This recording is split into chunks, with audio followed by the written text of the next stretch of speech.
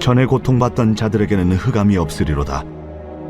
옛적에는 여호와께서 스불론 땅과 납달리 땅이 멸시를 당하게 하셨더니 후에는 해변길과 요단 저쪽 이방의 갈릴리를 영화롭게 하셨느니라. 흑암에 행하던 백성이 큰 빛을 보고 사망의 그늘진 땅에 거주하던 자에게 빛이 비치도다. 주께서 이 나라를 창성하게 하시며 그 즐거움을 더하게 하셨으므로 추수하는 즐거움과 탈취물을 나눌 때의 즐거움 같이 그들이 주 앞에서 즐거워하오니, 이는 그들이 무겁게 맨 멍에와 그들의 어깨의 채찍과 그 압제자의 막대기를 주께서 꺾으시되 미디안의 날과 같이 하셨음이니이다. 어지러이 싸우는 군인들의 신과 피 묻은 겉옷이 불의 섭같이 살라지리니, 이는 한 아기가 우리에게 낳고 한 아들을 우리에게 주신 바 되었는데 그의 어깨에는 정사를 메었고 그의 이름은 기묘자라, 모사라, 전능하신 하나님이라, 영존하시는 아버지라, 평강의 왕이라 할 것임이라. 그 정서와 평강의 더함이 무궁하며 또 다윗의 왕좌와 그의 나라에 군림하여 그 나라를 굳게 세우고 지금 이후로 영원히 정의와 공의로 그것을 보존하실 것이라. 만군의 여호와의 열심히 이를 이루시리라. 아멘. 요즘 우리는요, 어둠이라는 말을 직접 하지 않아도 사실은 같은 이야기를 계속 듣고 있습니다. 이어지는 길어지는 경기 침체, 또 전쟁과 갈등, 뉴스마다 반복되는 사고와 범죄, 관계가 끊어지고 무너지는 이야기들, 거기에 더해 각자의 일상 속에는 말하기 쉽지 않은 우울과 불안, 그리고 설명하기 어려운 공허가 자리 잡고 있죠. 밤에 잠자리에 누운 뒤에야 나는 정말 잘 살고 있는 걸까? 앞으로는 어떻게 될까? 하는 그런 막연한 두려움이 밀려오기도 합니다. 이것은 우리뿐만이 아니라요, 이사야 선지자가 흑암에 행하던 백성을 말할 때 그 시대 사람들도 마찬가지였습니다. 이사야가 활동하던 시대의 어둠은 아주 구체적이었습니다. 1절에서 보는 것처럼 북이스라엘과 남유다는요, 강대국의 틈바구니에서 흔들리고 있었고요. 북쪽 지방 스불론과 납달리 땅은 가장 먼저 침략을 당한 상처의 자리였습니다. 사람들은 우리 땅은 끝났다, 하나님께 우리가 버림받은 건 아니야, 이렇게 느꼈을 것입니다. 그 땅의 이름에는 패배와 수치의 기억이 새겨지죠. 그런데 이상하게도요, 하나님께서 바로 그 지역을 가리키면서 후에는 영화롭게 하셨다라고 말씀하십니다.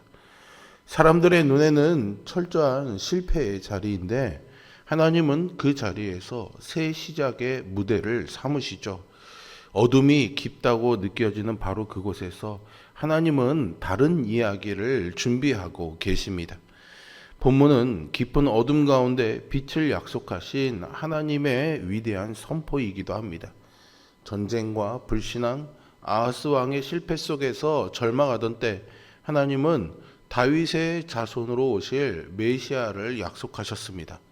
본문은 메시아의 빛이 임하면 일어날 변화를 세 가지로 보여주고 있습니다.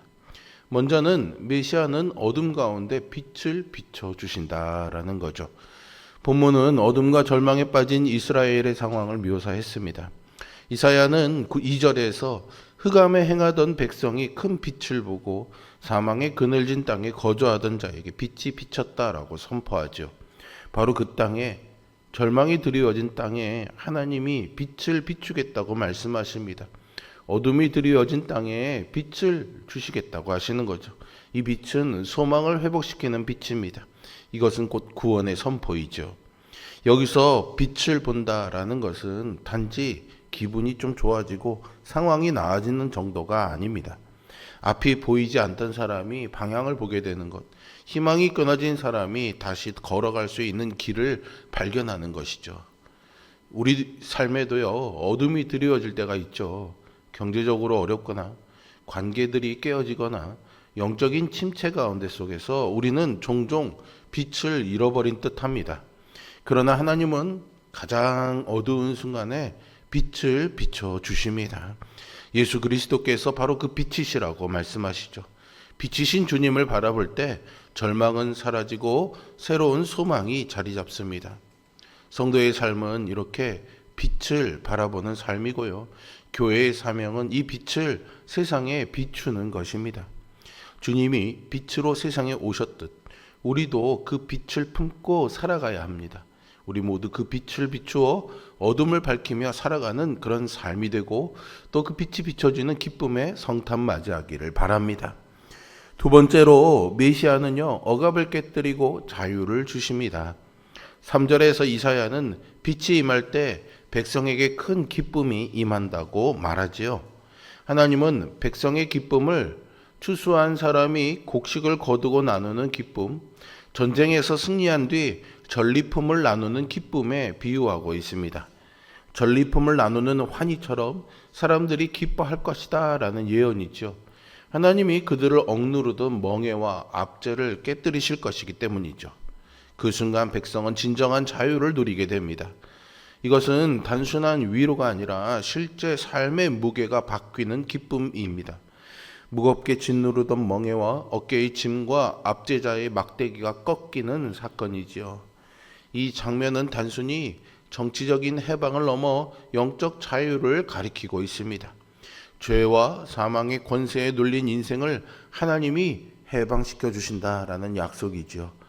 예수 그리스도께서 십자가와 부활로 이루신 구원이 바로 이 말씀의 성취입니다. 우리는 여전히 많은 억눌림 속 가운데 살아가고 있습니다. 비교당하고 또 경쟁해야 하고 때로는 실패와 두려움에 사로잡히기도 하고요. 죄책감과 중독은 우리를 무겁게 억누릅니다. 그러나 주님이 우리의 이 모든 멍에들을 꺾으십니다. 우리의 죄의 사슬을 끊으시고 억눌린 심령의 자유를 선포하시죠. 신앙은 주님으로 인해 억눌린 자리를 벗어나 자유를 누리는 삶입니다. 억압에 굴복하지 않고 그리스도 안에서 자유를 선포하는 성도로 살아가기를 바랍니다. 그 자유함으로 하나님을 기쁘게 예배하는 우리 모두가 되기를 기도합니다. 마지막으로 메시아는 영원한 평강의 왕으로 다스리는 분입니다. 오늘 본문의 장면을 조금 더 깊이 들여다보면 하나님이 우리의 어둠을 다루는 방식이 우리가 기대하는 방식과 꽤 다르다는 것을 보게 됩니다. 사람들은 어둠에서 벗어나기 위해 더 큰 힘, 더 단단한 방어막, 더 완벽한 준비를 원합니다. 그 시대라면 더 강한 군사력과 더 나은 동맹이 해답처럼 보였을 것입니다. 실제로 이사야 시대의 왕들이요, 강대국과 정치적인 거래를 통해서 살아남으려고 했었습니다. 오늘 우리의 방식도 사실은 이와 크게 다르지 않습니다. 무엇을 성취하는지, 재정의 상태는 어떤지, 인간관계, 또 이미지 관리, 심지어는 종교적인 열심까지도 나만의 빛으로 붙들고 싶어 하죠.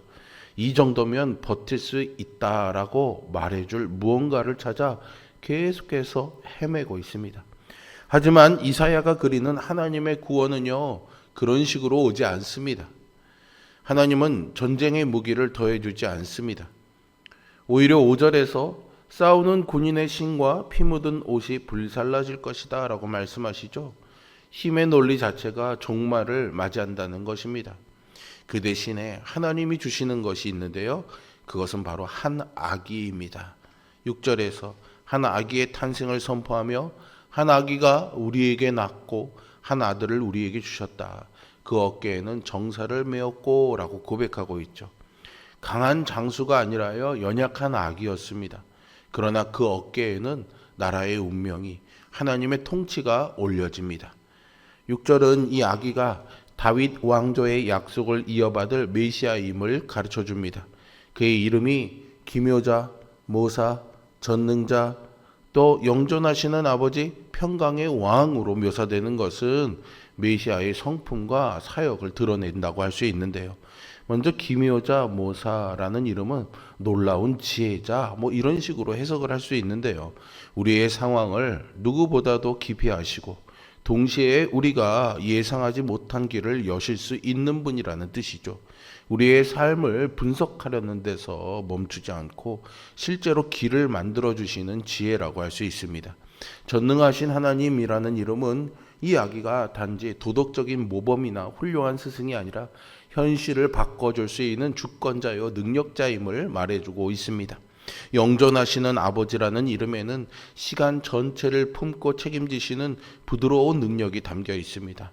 지금 이 순간뿐만이 아니라 우리의 과거와 미래까지 붙들고 계시는 분이라는 거죠. 마지막으로 평강의 왕이라는 이름이 주어집니다. 여기서 말하는 평강의 왕은 단지 마음이 조금 편안해지는 정도가 아니라 하나님과의 관계가 회복되고 그 안에서 자신과 이웃과 세계를 바라보는 시선이 새로워지는 상태입니다. 예수 그리스도 메시아 아기로 오신 그분은 기묘한 지혜로 우리를 인도하시고 전능함으로 우리를 지켜주십니다. 또한 아버지처럼 영원히 돌보시며 평강의 왕으로 다스리십니다. 이 통치는 영원하며 정의와 공의로 세워질 것입니다. 이 약속은 궁극적으로 예수 그리스도 안에서 이루어졌습니다. 실제로 예수님은 스불론과 납달리 지방 사람들에게 멸시받던 이방의 갈릴리에서 공생애를 시작하셨습니다. 가장 주변으로 밀려난 땅에서 가장 어두운 곳이라 여겨지던 자리에서 복음의 빛이 처음 비춰졌던 것이죠. 사람들의 상처와 실패가 쌓인 그 자리에서 예수님이요 병든 자를 고쳐주시고 죄인을 불러서 함께 식사하시고 소외된 이들에게 하나님의 나라가 가까이 왔다라고 선포하셨습니다. 이사야가 말한 어둠 속에서 큰 빛을 본다라는 말이 한 사람의 삶과 얼굴에서 현실이 된 것이죠. 예수님의 길은 끝까지 이 이사야의 예언과 닮았습니다. 사람들은 여전히 더 강한 힘, 더 즉각적인 승리를 기대하지만 예수님은 십자가라는 가장 어둠으로 깊이 들어가셨습니다. 우리의 죄와 수치, 서로에게 휘두른 폭력과 상처, 하나님 없이 자기 힘으로 살아보려 했던 모든 시도의 무게를 짊어지시고 죽으셨죠. 그리고 부활하심으로 그 어둠을 뚫고 나오셨습니다. 멍해와 채찍과 압제의 막대기를 꺾는 사건이 여기서 가장 선명하게 이루어졌죠. 더 이상 죄와 죽음과 두려움이 우리 위에 최종 권위를 갖지 못하게 되었습니다. 주님은요, 지금도 왕으로 우리를 다스리고 계시는 줄로 믿습니다. 오늘날 세상은 여전히 전쟁과 불의, 불평등으로 가득합니다. 그러나 우리는 그 가운데서도 평강의 왕으로 오신 예수님을 바라보며 소망을 가져야 하겠습니다. 주님의 다스림을 받는 자리는 평안과 정의가 자리 잡습니다. 그러므로 우리의 삶의 모든 영역에서 주님을 왕으로 모시고 그분의 통치를 드러내는 성도로 살아갈 수 있기를 바랍니다. 오늘 본문은 어둠 속에 빛을 비춰주시는 메시아, 억압을 깨뜨리시는 구원자, 평강으로 다스리시는 영원한 왕을 선포하고 있습니다. 이 약속은 예수 그리스도 안에서 이미 이루어졌고 완전한 성취를 향해서 나아가고 있습니다. 하나님은 그리스도를 통해 이 모든 약속을 반드시 이루실 것입니다. 우리의 삶의 주권을 주님께 내어드리십시오. 그분의 다스림 안에서 평강을 누리면서 우리 모두가 기쁨의 성탄을 맞을 수 있기를 주님의 이름으로 축복합니다. 함께 기도하겠습니다.